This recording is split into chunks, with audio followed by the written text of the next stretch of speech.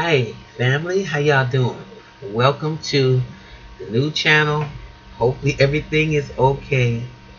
And I just want to welcome y'all, introduce myself again, and um, hoping that again we get a new look and new subject matter and different topics that we should deal with in terms of human beings. Sometimes you just get tired of talking about the race situation. You get tired of talking about the police situation and how we are treated.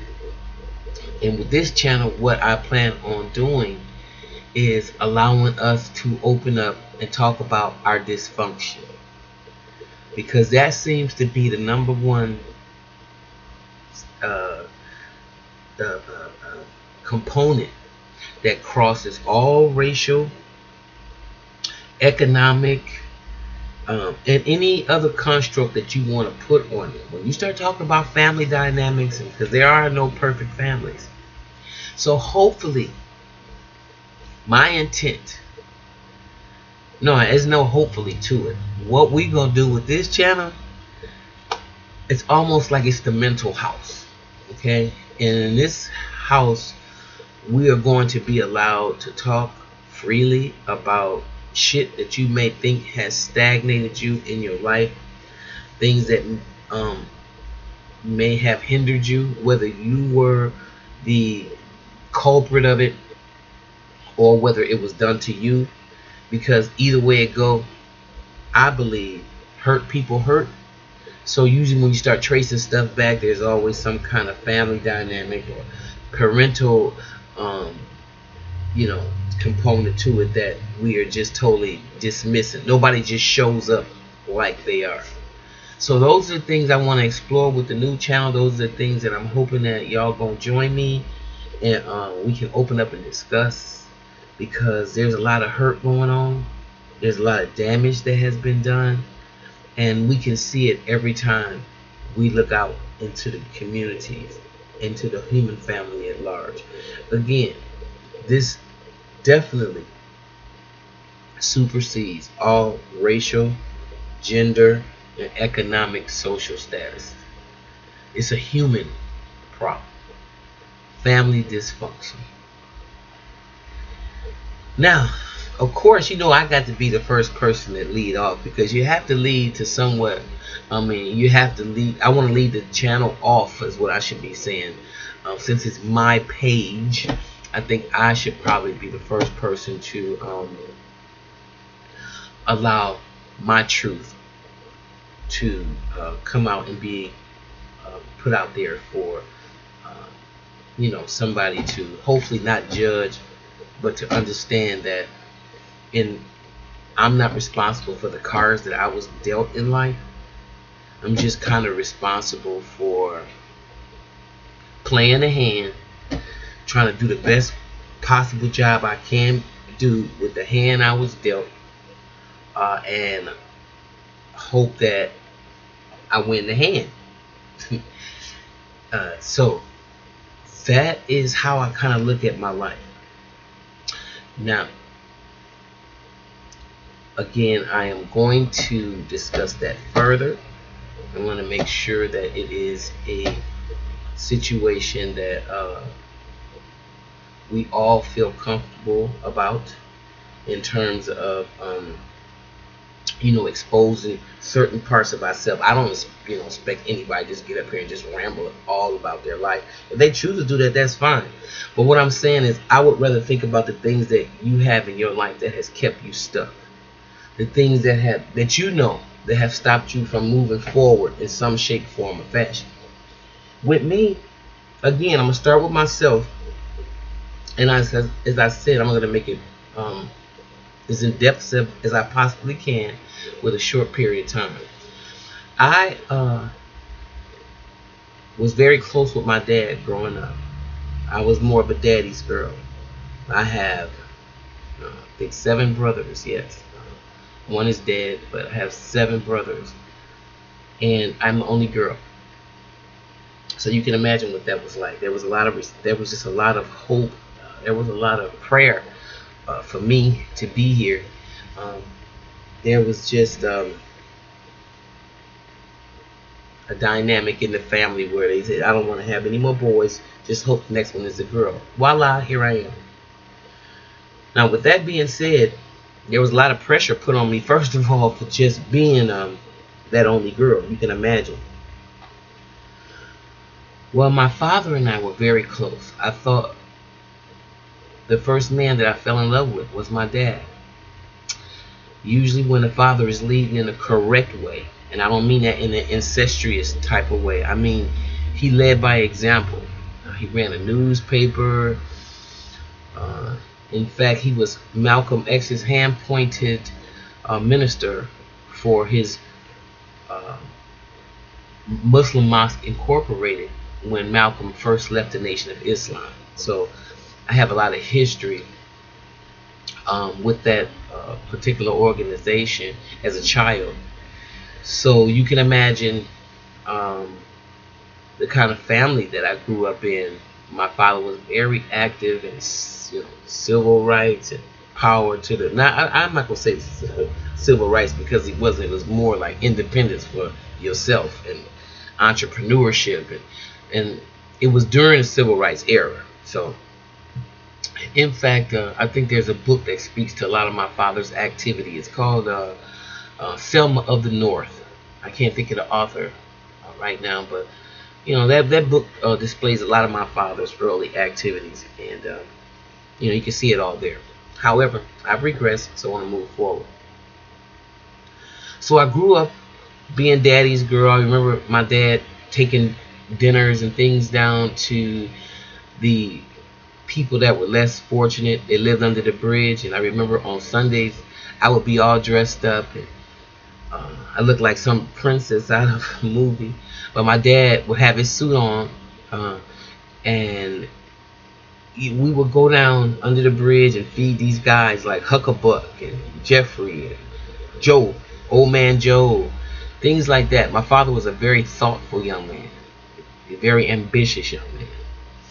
So again, I was so close to my dad because I thought he understood me and he allowed me to have my own autonomy. Something that my mother just found impossible, it seemed to do. At that time, that's how I felt about my father. It seemed like my mother was just so nitpicky about everything, manic. And she was always making these faces that would have me terrified that I was doing something wrong. Okay, that's just how I see my mom.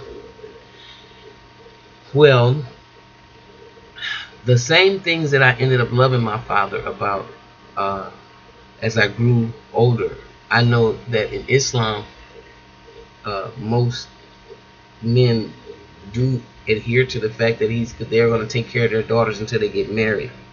Well, in my case, I knew I wasn't going to be married. I knew there was a lot of other things that I didn't even want to share with my father because as time grew on, I really realized that I couldn't share these things with him and really have his love. So with that being said, I already knew, I'm starting to understand now that this love is really fake because it's predicated on what you want me to be and not what my life really is. So that's very devastating to a child because as you grow up and you see that and you know that you cannot be your authentic self. And that's what I thought my father represented, like I said, as a young girl. So I fast forward, not married, having a baby. My father could not handle the fact that I was almost 30 years old and I was pregnant. So with that being said, he decided that he gave me an ultimatum. Actually, he told me that either I should have an abortion or he would never speak to me again. And I really couldn't believe, I didn't want to take him serious, but he was. He told me that if I didn't have an abortion, he would never speak to me again. And that was 1989, and we really haven't had a conversation since. Okay? Now, the dysfunction and the damage that has done to me has made me very angry because I realized that there was an illusion that I was living with my father. It's a lot of damage. So I have since come to the realization that my mother and my father are serious narcissists. I never knew that. I never knew what that meant. I don't know what the, hell that's, what that terminology means. But what I do know is they damaged me and my siblings, whether my siblings will admit it or not. But because I want to be the best person I can be, I have to realize that the narrative that my parents set up for me was totally crazy. There was no honesty in the family. There was no, if anybody was ever to confront somebody about something in the family, it would be usually done in a negative way. There was abuse, verbally, emotionally, mentally, and even physically abuse, in my home. And all this was normal for us. So most families, when they grow up with a certain amount of discipline, they think that that's the way it's supposed to be. And especially when you have parents that are overly religious, like mine were. They were religious, but yet, again, out of touch with the emotional development of their children. Because again, they were young and they were in their own shit, and there's no way in the world that they could have been available emotionally and mentally or spiritually or anything for their children. So what we got is either you behave like this particular soldier and be this particular type of person, and this is the narrative that I want you to live out loud before the world. And if you deviate from it, boy, you certainly gonna wish you wouldn't. You know what I'm saying? You certainly gonna wish you. That's where that old saying come from. Just wait till we get home. Okay. So I'm saying that to say, I have a healthy, beautiful daughter who is 26 years old. I'm about to be a grandma any day now. I'm looking forward to that in a new chapter in my life. I have a mother who is still alive at 82, and my dad is still alive at 80, I'm sorry. And at 83, my dad is still alive. Again, I haven't talked to him since 1989, 1990. Yeah, 1989. So, with that being said, I believe that that's epitome. I'm gonna start with the head. That's epitome of dysfunction. There's nothing that my daughter could ever do to me that make me not want to speak to her ever again. Short of murdering somebody, and then I still don't think I could never talk to her again. There's no way in the world I couldn't think of anything that a person that I produce, that I'm responsible for being on the face of the earth, that they could do, that I would never want to speak to them again. And in fact, the only thing that probably, in my opinion, merits something like that is if my offspring did do something like that. Brutally murder, kill somebody to the point like a Jeffrey Dahmer. Somebody I'm so embarrassed of. And his parents didn't even turn their back on him. But here we are in the black community. Oops, I said I wasn't going to go there. But here we are as individuals who can have parents that are so narcissistic, so selfish, so corrupt. Because who was that person to play God?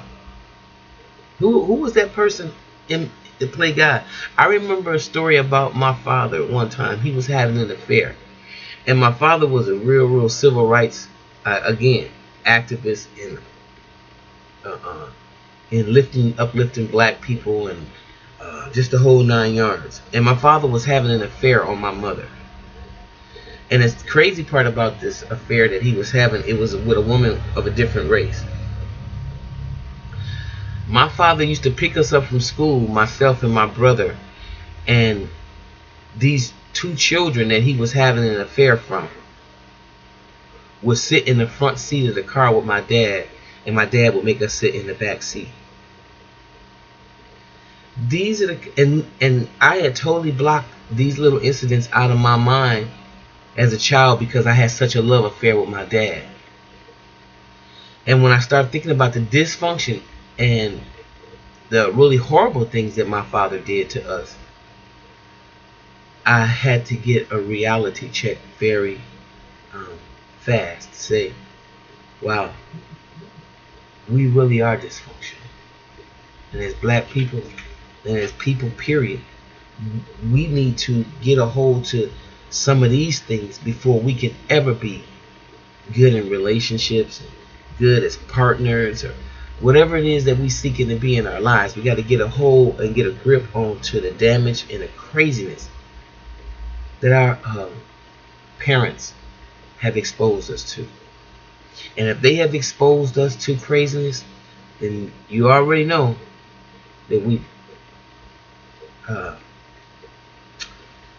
the same thing to our children to some degree. And so it's our job to clean it up. We're not responsible for the cards that we dealt. But again, you got to play the hand. And you got to play to win. Thank y'all for listening. I hope you have a wonderful day. And I'll see you next time. We'll talk. Bye-bye.